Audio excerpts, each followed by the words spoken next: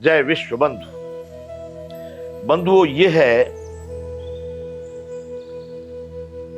संपूर्ण श्रीमद् भगवत गीता। आज हम श्रीमद् भगवत गीता का श्री कृष्ण अर्जुन संवाद 6वां अध्याय शुरू करने जा रहे हैं। इस अध्याय का नाम है आत्म संयम योग। भगवान ने यहां अर्जुन को जो बातें बताई हैं, बंधुओं एक बात याद रखना, मैं जो कहना चाहता हूं कि यहां ये गीता आज श्री कृष्ण भगवान के स्वरूप में है और हम सब लोग अर्जुन के स्वरूप में हैं। हम सबको इस बात को समझने के लिए ये महाभारत ही है। यहां पर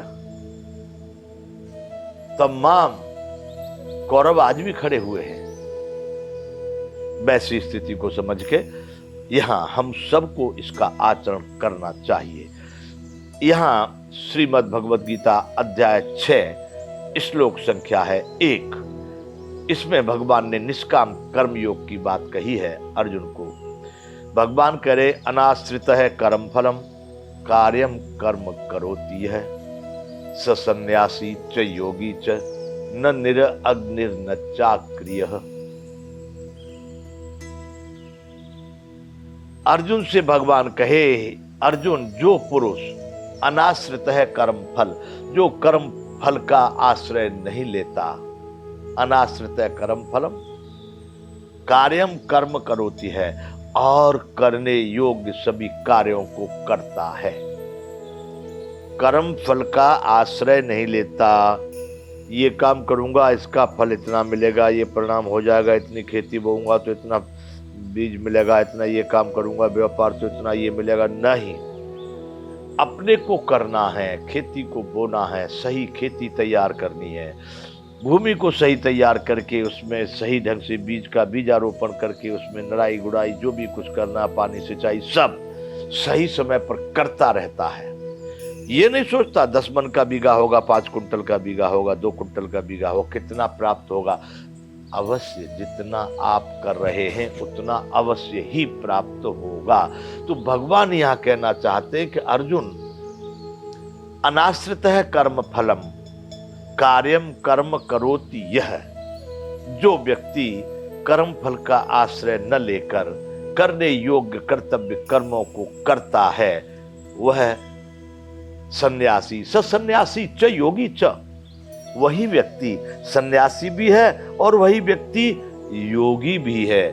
न निरअग्नि न चाक्रिय है। निरअग्नि मतलब जिसमें ही काम करने का बीज ही पैदा न हो, विचार ही पैदा न हो, अब कुछ करना ही नहीं, सब केवल कर्म का त्याग करने वाला सन्यासी नहीं होता और केवल क्रियाओं का त्याग करने वाला योगी नहीं होता। दो बातें हैं। एक कर्म का स्वरूप से ही त्याग कर दे, उसको कहा न निरअग्नि, जिसमें उस बात का भाव ही पैदा नहीं हुआ कि अब हमको कार्य करना चाहिए, काम को ही छोड़ दिया, कर्म को ही त्याग दिया, वह सन्यासी नहीं है। और जिसने क्रियाओं को छोड़ दिया, कर्म तो विचार है करने के लिए, उसकी क्रिया नहीं करता, डायरेक्ट अपने को कार्य हो जाए, वह योगी नहीं है। तो भगवान ने सीधी भाषा में कहा है अध्याय 6 का पहला श्लोक, अर्जुन जो व्यक्ति कर्म फल का आश्रय न लेकर करने योग्य सभी कर्मों को करता है वह सन्यासी और योगी है। केवल कर्म का त्याग करने वाला या क्रियाओं का त्याग करने वाला सन्यासी और योगी नहीं होता। अध्याय 6 श्लोक संख्या है 2। यहां भगवान सन्यास और कर्मयोग दोनों की समानता को प्रदर्शित करते हैं। अध्याय 6 श्लोक संख्या 2 भगवान कह रहे हैं, अर्जुन यम संन्यासम प्राहुर योगम तम विद्धि पांडव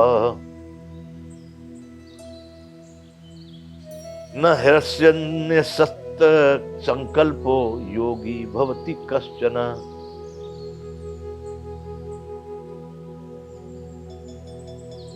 यम संन्यास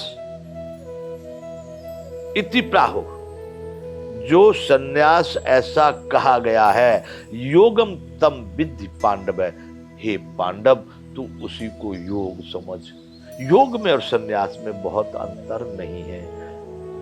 यम सन्यासम इति प्राहुर योगम तम विद्धि पांडव, नहे असन्यस्त संकल्पः योगी भवति कश्चन।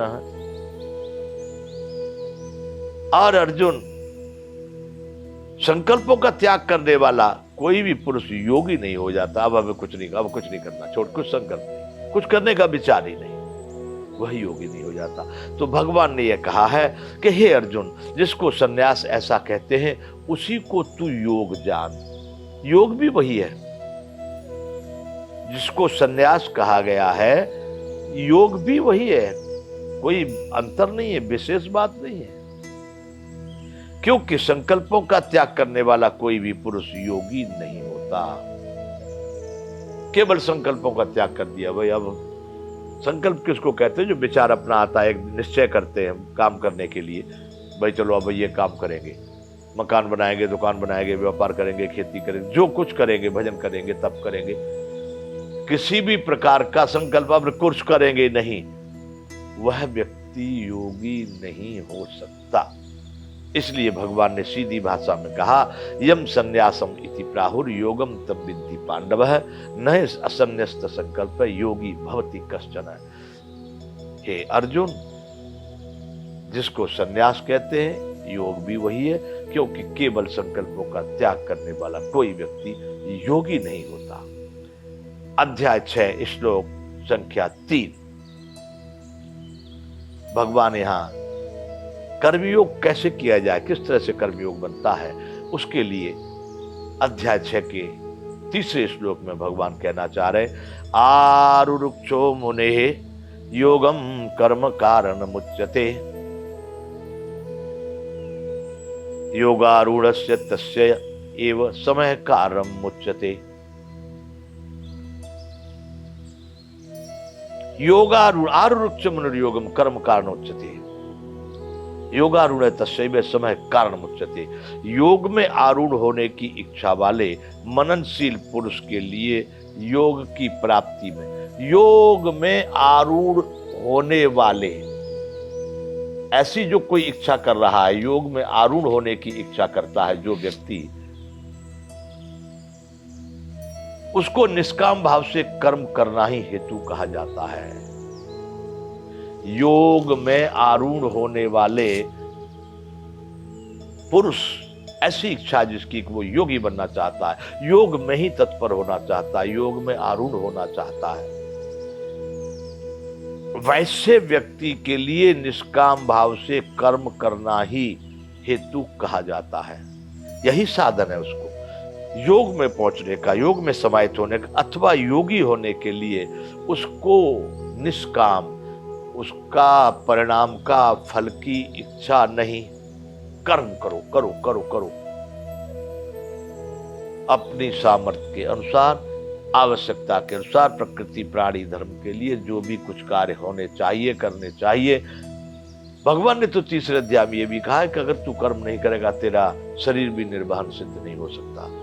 इसलिए भगवान कह रहे हैं कि जिन लोगों को योग में आरूढ़ होने की इच्छा है, जो योगी होना चाहते हैं, उन लोगों के लिए तो निष्काम भाव से कर्म करना ही हेतु, यानी इसका सही अर्थ में उद्देश्य निष्काम कर्म ही है। और योगारूढ़ हो जाने पर उस योगारूढ़ पुरुष का जो सर्व संकल्पों का अभाव है, वही कल्याण में हेतु कहा जाता है। और वहां भगवान इससे पहले कह रहे थे कि संकल्पों का त्याग करने वाला कोई योगी नहीं होता। यहां भगवान कह रहे हैं कि जब कोई व्यक्ति योग में आरूढ़ हो जाता है, उसके सारे संकल्प खत्म हो जाते हैं। फिर उसको ये करूंगा, ये नहीं करूंगा, वहां जाऊंगा या नहीं, वो फिर जो कुछ कार्य हो रहे हैं परमात्मा की कृपा से, परमात्मा में ही संपूर्ण कार्य प्राकृतिक रूप से वह उसमें करता नहीं रह जाता। बंधु अभी यहाँ पर विराम करेंगे, यह अध्याय आगे चालू रहेगा। यहाँ पर विराम करते हैं। जय विश्व बंधु।